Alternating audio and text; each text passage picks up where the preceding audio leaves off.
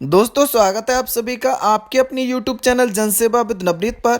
उत्तर प्रदेश सरकार के नए आदेश से ग्राम प्रधानों की दोबारा से टेंशन बढ़ गई है। इसके साथ ही अब इसमें ग्राम पंचायत सहायकों का नाम भी जुड़ गया है। क्या है पूरी अपडेट हम आपको देंगे। साथ ही गांव में रहने वाले लोगों के लिए बड़ी खुशखबरी निकल के आ रही है। सरकार की तरफ से अब ये सुविधा गांव में भी उपलब्ध कराई जाएगी। जल्दी से वीडियो को लाइक और शेयर कर दीजिए। चैनल पर नए हैं तो चैनल को सब्सक्राइब कर लीजिए। तो दोस्तों आप लोगों को बता दें, उत्तर प्रदेश के अपर मुख्य सचिव के द्वारा प्रत्येक जनपद के सभी जिला पंचायत राज अधिकारियों के पास एक पत्र भेजा गया है, जिसमें अपर मुख्य सचिव के द्वारा सभी डीपीआरओ को जांच कराने के आदेश दिए गए हैं, जिसकी पुष्टि स्वयं डीपीआरओ उमाशंकर मिश्रा के द्वारा की गई है। यहाँ पर देख सकते हैं आप लोग, बताया गया है अपर मुख्य सचिव का पत्र आ गया है।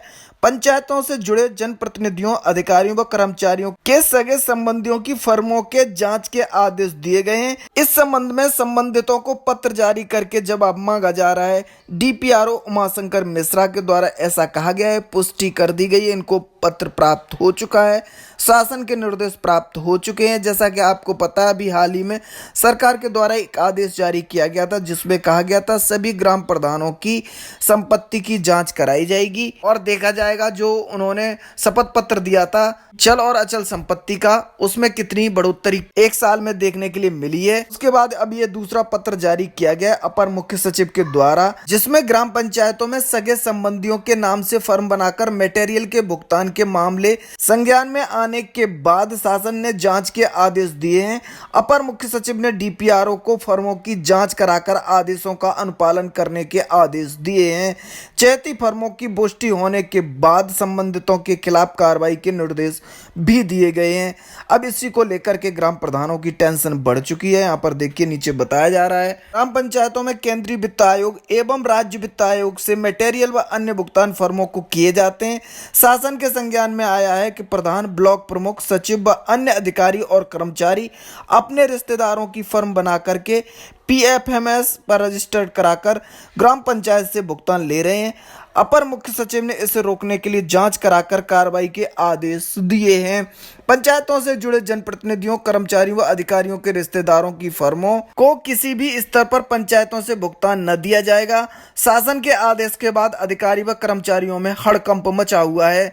तो दोस्तों बड़ी अपडेट है यहाँ से ग्राम प्रधानों से लेकर के ब्लॉक प्रमुख, सचिव और अन्य अधिकारी और कर्मचारियों को जो ग्राम पंचायत या पंचायत से जुड़े हुए हैं और सरकारी पैसे अन्य तरीकों से हड़प रहे हैं। अब आपको बता दें, ग्राम पंचायतों में जो भी विकास कार्य कराए जाते हैं, शासन के द्वारा ऐसी व्यवस्था की गई है, उनमें जो भी मटेरियल लगता है उसका भुगतान सीधे यहाँ से मटेरियल आता है, जिनकी फर्म होती है उनके खाते में भेजा जाता है। अब इसमें भी प्रधानों के द्वारा तोड़ निकाल लिया गया है। वो अपनी ही रिश्तेदारों के नाम से फर्म को रजिस्टर्ड करा देते हैं और उसी के नाम से बिल वाउचर बना करके भुगतान लेते रहते हैं। इस पर अब प्रशासन सख्त हो चुका है, कार्रवाई के आदेश जारी कर दिए गए हैं। अब इसमें पहली बार पंचायत सहायकों का नाम भी जुड़ गया है। यहाँ देखिए स्पष्ट तौर से बताया गया है, इन जनप्रतिनिधियों व अफसरों के संबंधियों की फर्मों पर रोक रहेगी। आदेश जारी हो चुका है, देख सकते हैं। यहाँ बताया जा रहा है, शासन ने जिला पंचायत अध्यक्ष, ब्लॉक प्रमुख, सहायक विकास अधिकारियों, डीपीआरओ, जिला पंचायत कर्मियों, खंड विकास अधिकारियों,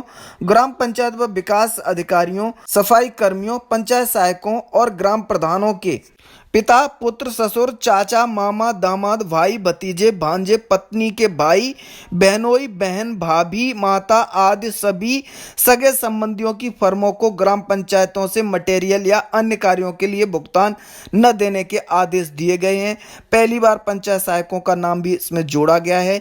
जो भी ग्राम पंचायत या पंचायतों से जुड़े हुए अधिकारी और कर्मचारी हैं, उनके सभी सगे संबंधी यहाँ पर जिनके नाम आपको पढ़ करके सुनाए गए हैं, बताए गए, आप लोग भी देख लीजिएगा। इनके नाम से आप लोग फर्म चला रहे हैं तो आप पर कार्रवाई निश्चित है।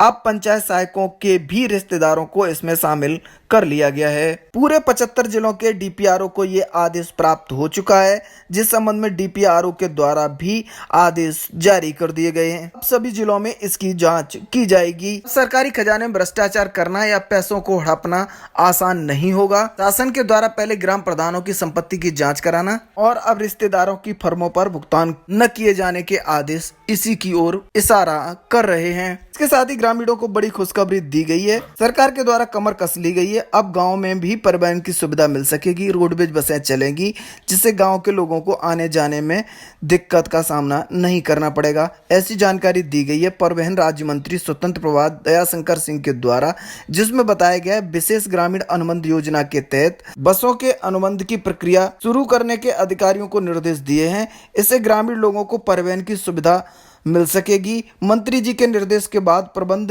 निदेशक परिवहन आरपी सिंह ने दिशा निर्देश जारी कर दिए हैं।